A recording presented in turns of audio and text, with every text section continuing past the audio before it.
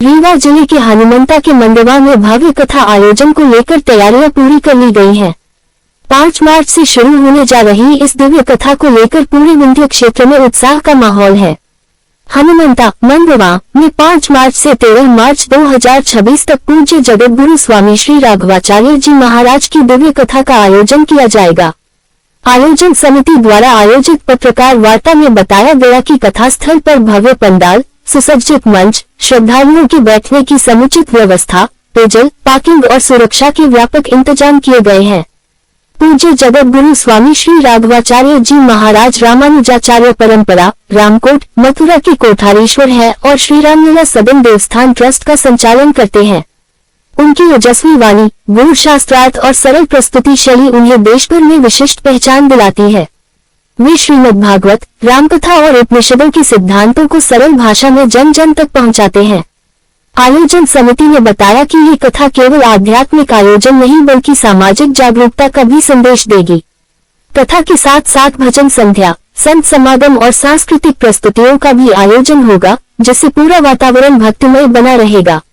S Tiwari ने बताया कि हमने कथा के सफल आयोजन के लिए सभी आवश्यक व्यवस्थाएं पूरी कर ली हैं। आसपास के जिलों से भी बड़ी संख्या में श्रद्धालुओं के आने की संभावना है। हनुमंता में अंतर्राष्ट्रीय ख्याति प्राप्त संत की कथा को लेकर क्षेत्रवासियों में खासा उत्साह है। आयोजन समिति ने सभी धर्मप्रेमी नागरिकों से परिवार सहित उपस्थित होकर आध्यात्मिक लाभ लेने और सकारात्मक ऊर्जा के प्रसार में सहभागी बनने की अपील की है। रीवा से रमेश तिवारी की रिपोर्ट। संतन होते जगत में तो को करते उद्धार, ज्ञान भक्ति वैराग्य दय, ज्ञान भक्ति वैराग्य, स्वयं पहले ज्ञान उनको प्राप्त होता है, भक्ति माने प्रेम में सराबोर होते हैं, तब फिर वो निकलते हैं हम सबका उद्धार करने के लिए। माँ श्रीमती ललिता देवी जिन्हें मैं माता जी कह के बोलता हूँ और पूज्य बाबूजी कह के बोलता हूँ श्री रविंद्र कुमार चतुर्वेदी जी, उनके तिवारी सीताराम, उनकी सुकृत ये बगल में बैठे हैं, ये उनकी सुकृत है। जब जीव से पिछले जन्मों में अच्छे कार्य होते हैं, सुकृत होता है, तब उसको ऐसा लाल पैदा होता है जो धर्मवान होता है, सहज होता है, सरल होता है, सौम्य होता है, अंतर्मुखी प्रतिभा से संपन्न होता है। यानी सब कुछ भोग के साधन होते हुए उनसे दूरी बना के जीवन जीने की आदत उसमें होती है, कला होती है।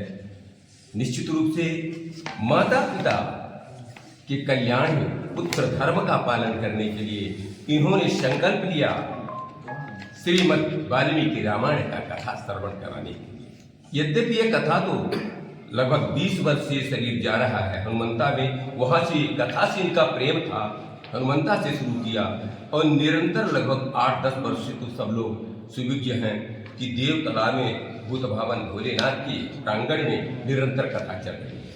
तो कथा में तो इनका प्रेम है ही, और वो कथा ले आकर के हनुमंता से प्रारंभ हुई थी और बृहद रूप पुनः हनुमंता में देने का संकल्प जो इनके अंदर आया है, वह संकल्प केवल माता पिता के लिए नहीं, मैं तो ये समझता हूँ कि पूरे अपने स्वजन सर्वजन सुखाय सर्वजन हिताय, सबके कल्याण के लिए। क्यों सबके कल्याण के लिए? कथाएं तो नित्य प्रत हो रही है, रीवा में कोने कोने में रोज कथाएं चल रही है, पर जिनकी वाणी को श्रवण करने के लिए वायु भी अवरुद्ध हो जाए, प्रकृति भी अवरुद्ध हो जाए, ऐसे मूर्धन्य संत के द्वारा जो ज्ञान की जब चर्चा करेंगे तो स्वयं ज्ञान से परिपूर्ण है, और वैराग्य की चर्चा करेंगे तो सब कुछ होती है वैराग्य से परिपूर्ण है और भक्ति से परिपूर्ण है।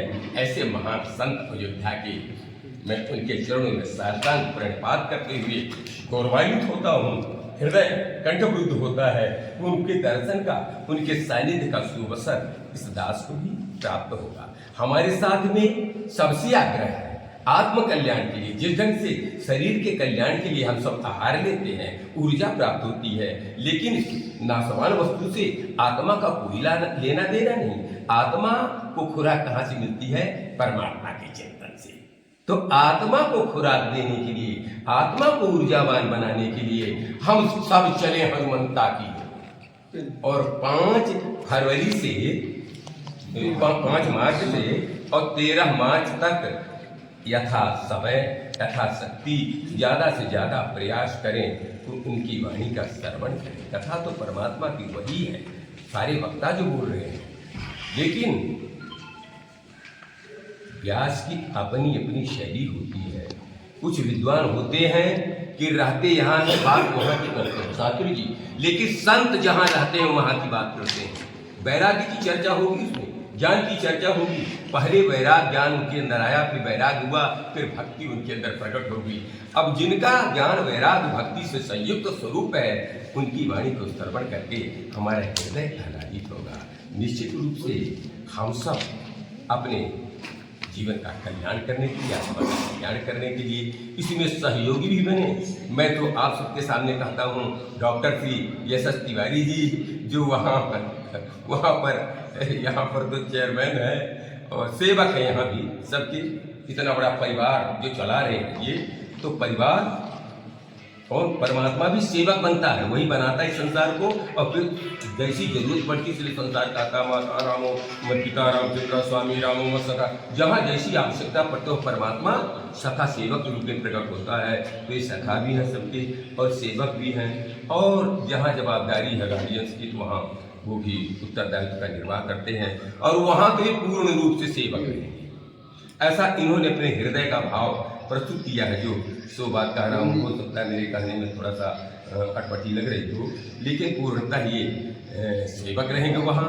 तो इनके सेवा को कृतार्थ करने के लिए जहाँ तक हमारे पत्रकार बंधुओं के द्वारा ये वाणी जाए, जो हमारे परिचित अपरिचित लोग हैं, निश्चित रूप से सबसे करबद्ध प्रार्थना कर रहा हूँ आज इस मंच के माध्यम से कि अधिक से अधिक संख्या में लोग पहुँचें।